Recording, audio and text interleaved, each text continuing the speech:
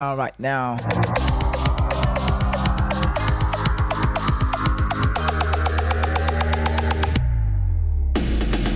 Let's start the show properly from our own home league, talking about the MPFL right now. MPFL clubs resume training after New Year break.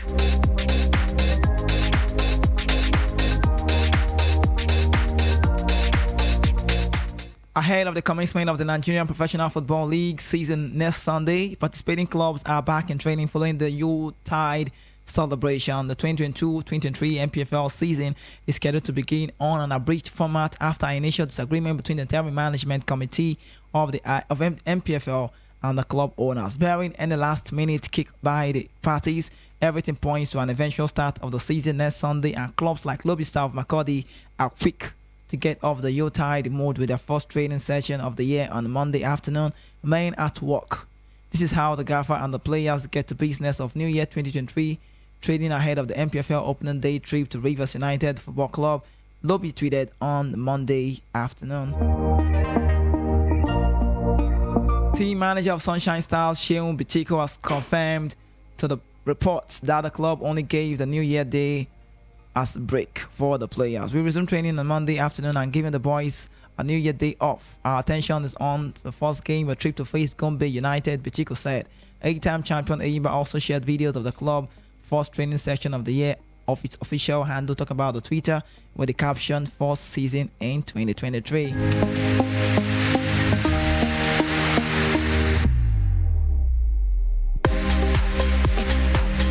IMC one chance to save MPFL.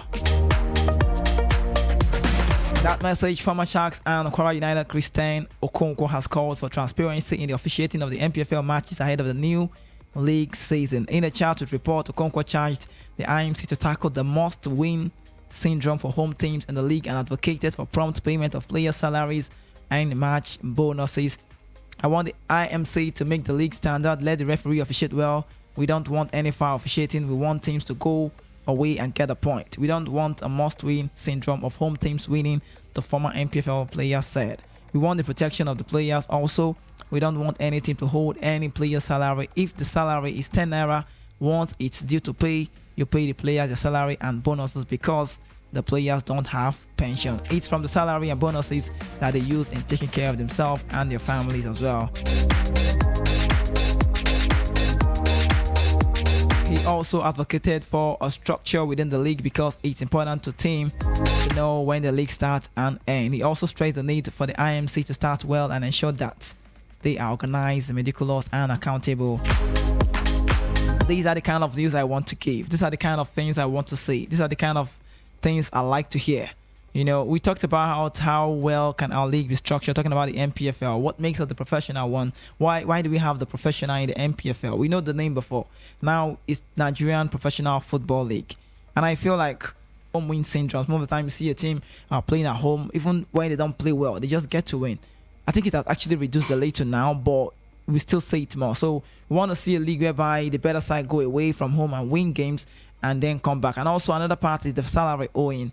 I don't really know how well it suits or how well it sounds for a player to play for a club, and you know, when you're done serving the club and doing all the needful and the rest of that, you just go home without any penny. I mean, this is just uncalled for. These guys have got family. These guys have got, you know, they've got needs to gather for, and it's not well. So playing football for the Nigerian Professional Football League, we want it to be a league whereby people from the outside can actually crave to be in our league.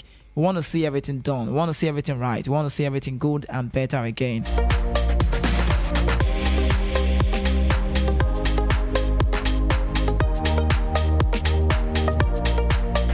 But moving on the show, tennis great Navratilova vows to fight double cancer diagnosis. That's in the world of tennis.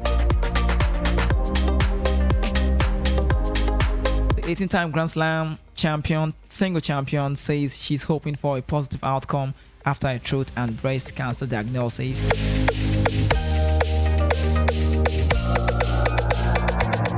Martina Navratilova has been diagnosed with throat and breast cancer, a double whammy that the tennis race star says she plans to battle with all her might. In a statement released by her representative on Monday, the 18-time Grand Slam champion and member of the International Tennis Hall of Fame, said her prognosis is good and she will start treatment this month. This double whammy is serious but still feasible, and I'm hoping for a favorable outcome, said the 66-year-old Navratilova, considered to be one of the greatest tennis players of all time.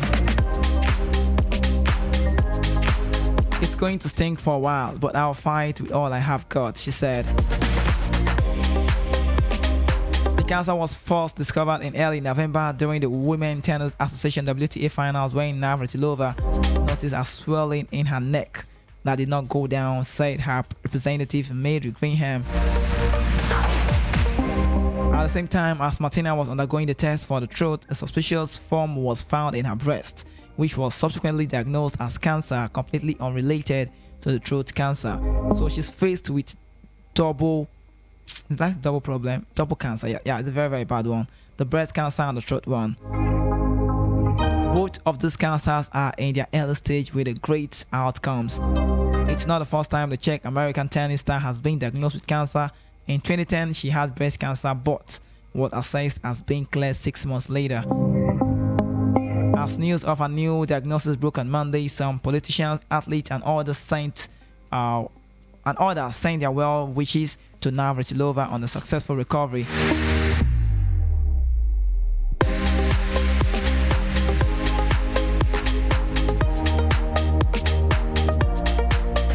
As brave as she is strong. Another tennis trailblazer, Billie Jean King, wrote on Twitter, she has fought this battle before.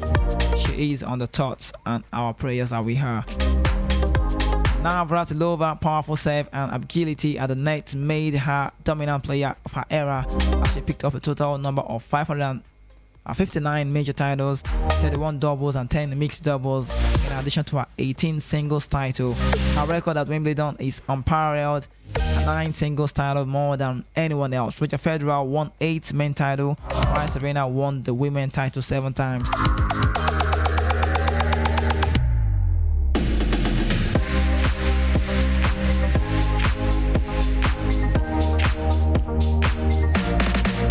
I will say I wish her very well. I think I'll just have to wish her very well.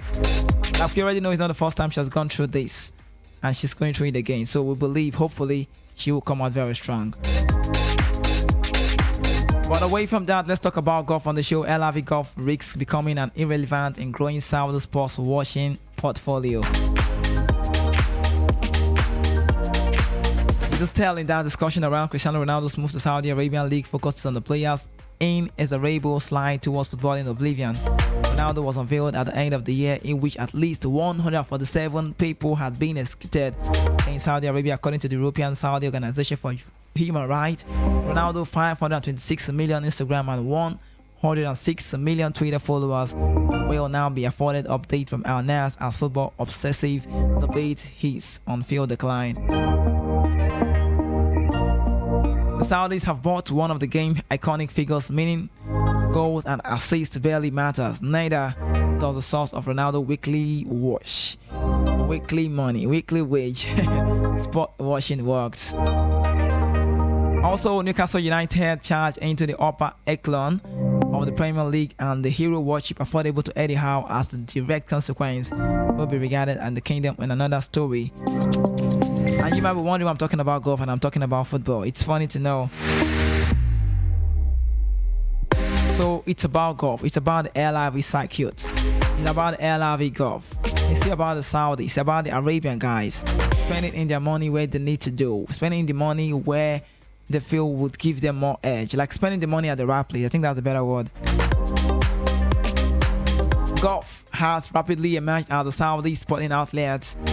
Anyone involved with LRV, which has already been backed to the tune of $2 billion by the Public Investment Fund, speaks with absolute certainty about the prosperous future by the entity enters 2023. So the response is from Greg Norman and Chums will prove fascinating. LRV is suddenly in need of jumpstart during this window when mainstream golf has essentially shut down. LRV being unable to gather momentum. I feel like these guys, I don't know. The golf itself, we know the PGA Tour, but now we're seeing the LRV coming through. So I think they've gained a stand.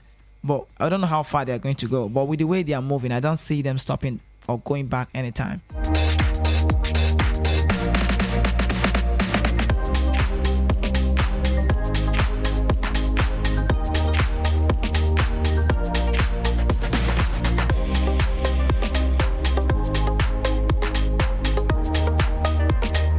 Time check, 17 minutes gone past 9 a.m.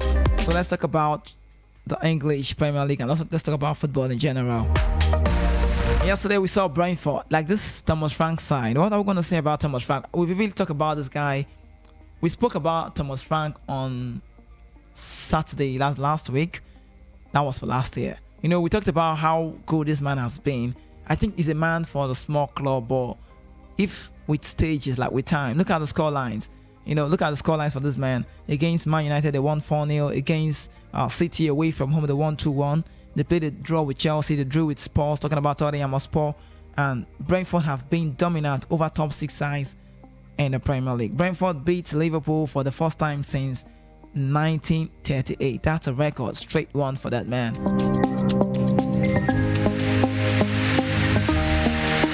But let's talk about Manchester United boss Erik ten Hag says Martial can be our top number 9. Manchester United manager Erik ten Hag has stated that he is not prepared to burn money and add a striker to his squad this winter. The Red Devils have intimidated a desire to secure a forward in January, according to reports this month. However, ten Hag spoke to report about his side to win over Wolverhampton the weekend and reiterated his faith in French striker Anthony Martial. I'm really happy with his performance across many games, ten Hag said, the Frenchman, to reporters. He has a really good impact in our game. It's really enjoyable to work with. If you see the minutes he has played and the impact he had so far, I think it's really huge. But he's not used to coming on every third day. He's not used to coming on every third day. He didn't play for a long time and probably against Wolves wasn't his game. You can see what a real impact he can have in the next game. I expect better performance from him. I think he will do. I'm really convinced on that. So this is a say of United not going to spend money. That's just what they're actually saying. They want to use Anthony Martial, the full club number 9. But the question is, Anthony Martial, is he really a traditional number 9? Of course not.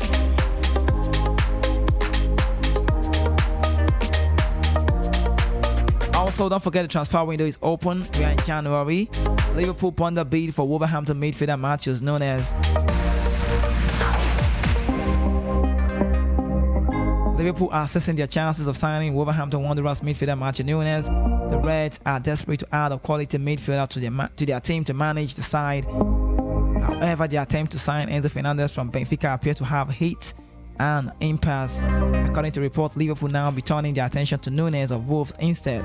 That's part of Portuguese not hitting the ground running at Wolverhampton. The Reds view him as a huge talent who can be a long-term part of their squad. The two clubs did manage to negotiate a big money deal for Diogo Jota in 2020.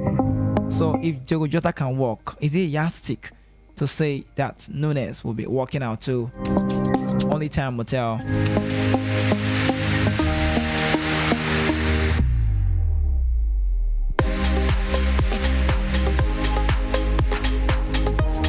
And also yesterday we saw Liverpool losing away from home. Liverpool boss Jurgen Klopp explains Van Dijk Brentford substitution.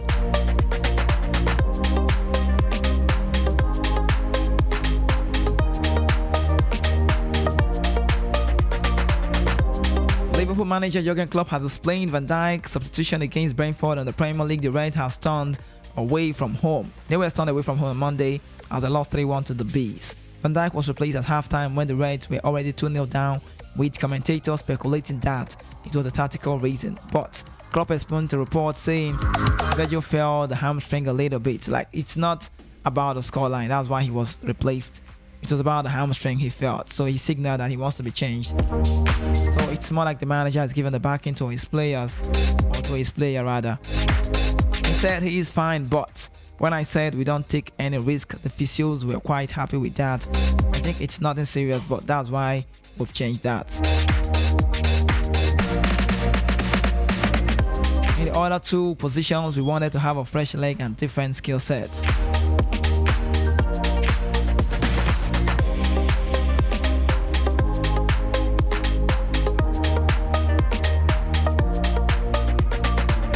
And also, let's talk about Chelsea. Chelsea bid accepted by Monaco for Van der Schel. Chelsea have secured a £35 million deal for Monaco defender Bernard Van der Schel. The 21-year-old will have a medical ahead of signing his contract with Stamford Bridge Club. According to reports, the Blues are set to add the Frenchman international to their squad immediately to ensure that no other club secures the signature.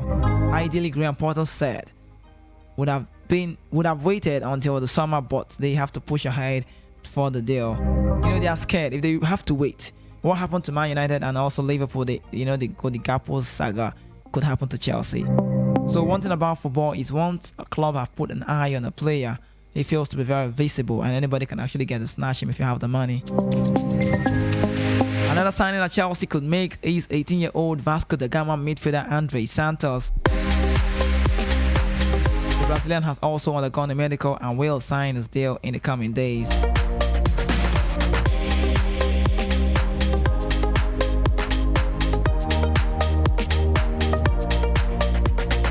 VOP 90.3 FM is where you are. This is the Sport B Show. My name is Kizike. I'm the voice of the mic. Al Hilal fire back at Al Nassr Ronaldo deal. Get your Messi shirt right here. What's this comparison? What's this competition? So you need to know Saudi Arabian club Al Hilal has been and have jokingly started selling shirts of Lionel Messi on the back. Al Hilal, who are huge rivals of Cristiano Ronaldo's team, our new team Al Nassr, are making the most out of the situation.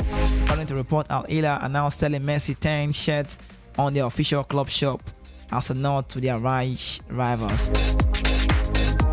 So it's more like the Riyadh rivals, it's what it's called there. Ronaldo has secured his deal with Al Nassr, signing on the dotted line after not receiving any major offers from European teams. After the signing, Al Nassr boss Rudi Garcia joked to reporters after he signed the win over Al Cage. First, I want to bring Messi from Doha. There is no date set for Ronaldo's first game with his new club at present.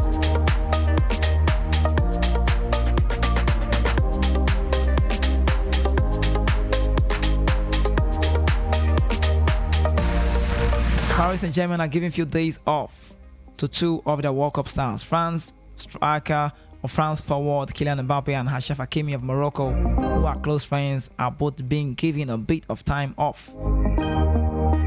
PSG are below par during the Shock League 1 loss to Lens this weekend. Paris Saint-Germain boss Christophe Galtier confirmed post-game Hakimi and Mbappe will have a few days off. He added their individual cases with the players who went very far. Achraf Hakimi played in every game of the World Cup for Morocco.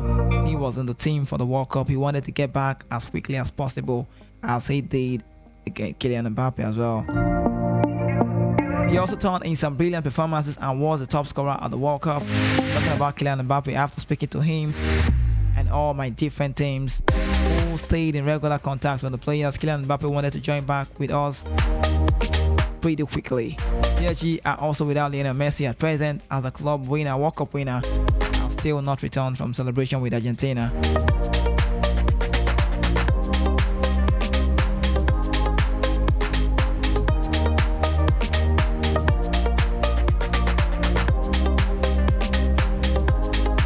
Anyhow said, Arsenal face a very different Newcastle. And also, still in the news, Partey key in Arsenal pursuit for Atletico Madrid attacker João Felix. You know they were teammates before, they know themselves very well. Lastly on the show,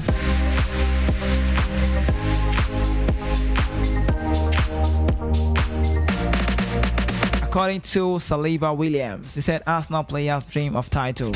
At this point, Arsenal is not thinking of any other thing but thinking about the title. Thank you so much for being a part of the Sport B Show. I am Kizike, the voice of the mic. Do well to follow us across our social network at VOP 903 FM. And also get connected to me as well at Kizzy_K10, KIZZY_K10, what you might call KIZZY_K10. without God, they can never be me. I'm the voice of the mic. Good morning, Lagos City. Once again, I'm out.